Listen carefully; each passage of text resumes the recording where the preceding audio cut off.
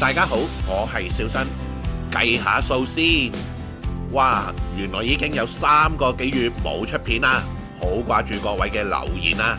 呢段時間成日俾小歪鬧我懶啊，一嚟真係懶啊，二嚟衰在小新嘅性格貪新鮮嘛。一開始搞呢個 channel 嘅時候，好多其他師兄介紹飲飲食食，咁小新就懶獨特走去拍酒店啦。然之後好多師兄開始拍酒店，小新就轉型去咗拍旅行團。而家好多師兄師姐都有拍旅行團嘅片啦，仲要個個都拍得比小新好啊！你話點搞？所以小新就突然之間唔知道拍啲咩好。喺最近小歪話想做身體檢查喎，小新就靈機一閃，咁不如嚟返一集 AI 搜集資料，再加介紹體檢嘅機構啊！呢個 idea 好似有少少新意喎。好，話不多說，去片啦喂！身體檢查就同睇醫生一樣，人人都想揾間好啲嘅去檢查，但唔通人人都分得清邊間好啲咩？喺以前，如果想要揾醫療機構嘅資料，就要 search 佢出嚟，再逐條 link 入去睇，閒閒地揾足半日。最慘嘅係最尾可能都只係得個吉，乜都揾唔到。哇，有吉食！但係而家時代進步咗啦，萬物皆可 AI， 養寵物有 AI 狗，圖片可以用 AI 執一執佢，甚至乎連衫送飯都可以 AI 啊，朋友！有咗 AI 揾資料就簡單得多啦。跟住落嚟，大家俾少少時間小新啦。小新會用 AI 嚟比較下一間喺香港、2間喺深圳嘅醫療機構。我哋今次會比較3間機構，首先嚟睇睇價錢先。香港嘅肯定最貴㗎啦，而國內嘅2間醫院都係2000幾蚊。但係做開體檢嘅都知㗎啦。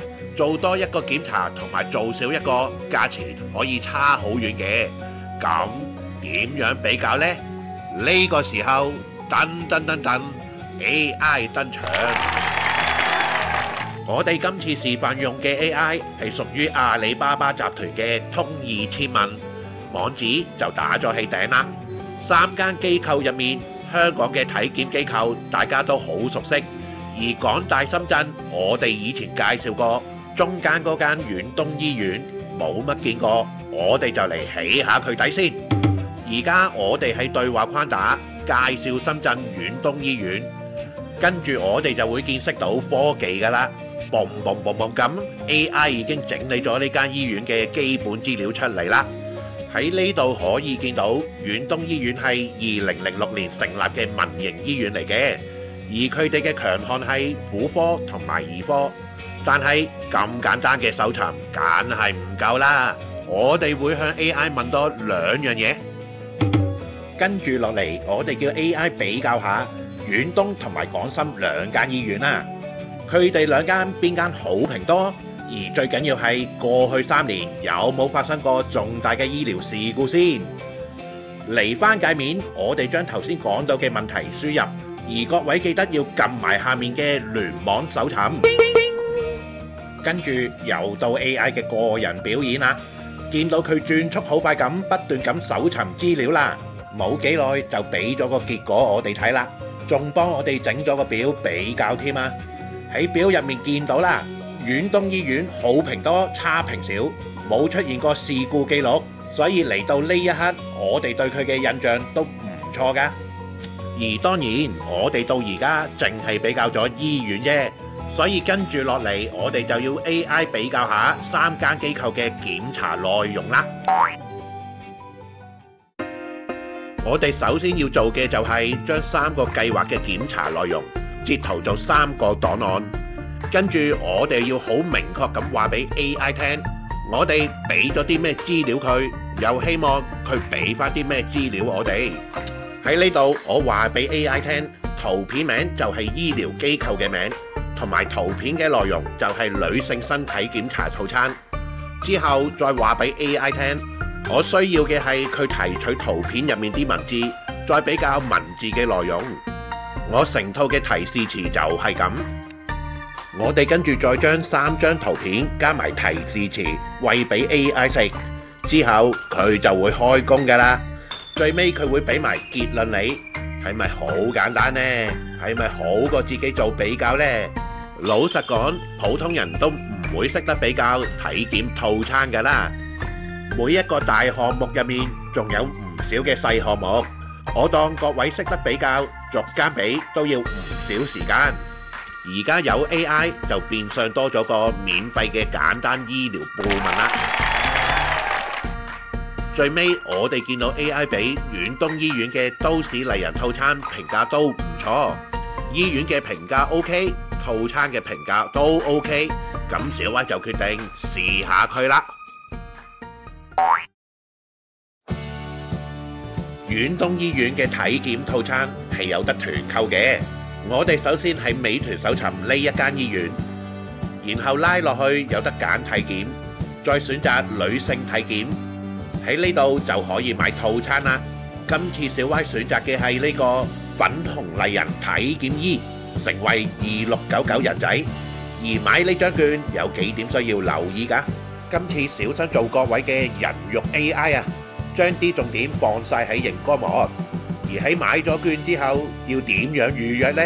有3個方法嘅。官方嘅方法有畫面上面呢2個，但係各位睇得呢條片，小新就梗係唔會只俾行貨大家啦。用現代嘅方法講叫咩啊？福利啊！小新派苦啲啊！我哋報名嘅時候，順手問客服拎咗個 QR code。各位如果有問題或者想預約，加佢哋微信啦。咁就唔使打電話咁麻煩啦。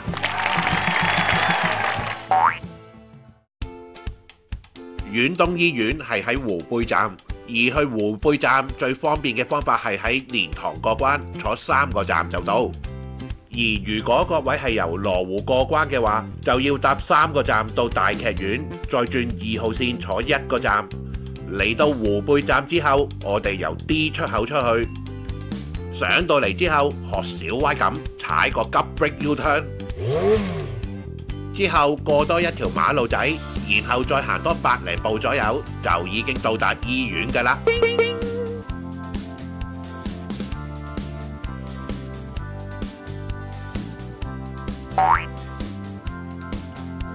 體檢係喺醫院嘅2樓，所以我哋入門口之後向左轉，然之後搭電梯上去。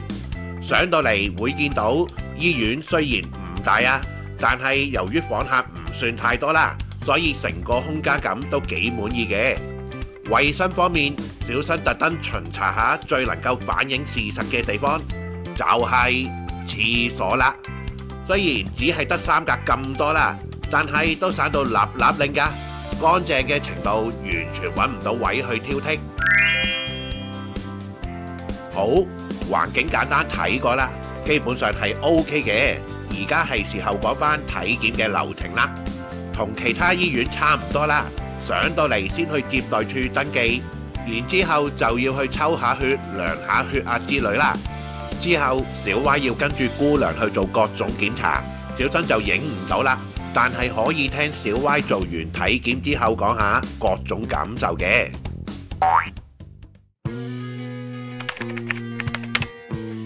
總共要做2個半至3個鐘左右。整體嚟講，除咗2至3個項目需要排隊之外，其他都好順暢嘅。啲醫護人員就唔算好主動嘅，但係如果有問題問佢哋都會好有耐心咁樣回答。最特別就係因為空肚去做體檢啦，咁呢間醫院都好醒目啊！做完基本嗰啲項目之後呢，會有個地方提供免費嘅早餐嘅，食完之後再繼續做其他項目嘅。7個工作日就可以出到報告，可以線上睇啦，或者係約時間去醫院聽講解嘅。而家嘅科技發達，善用 AI 真係可以慳返唔少時間㗎。而今次呢間 AI 介紹嘅醫院的確唔錯啊，我哋嘅親身體驗都算幾滿意嘅。好啦，今集就到呢度啦，我哋下集再見啦，拜拜。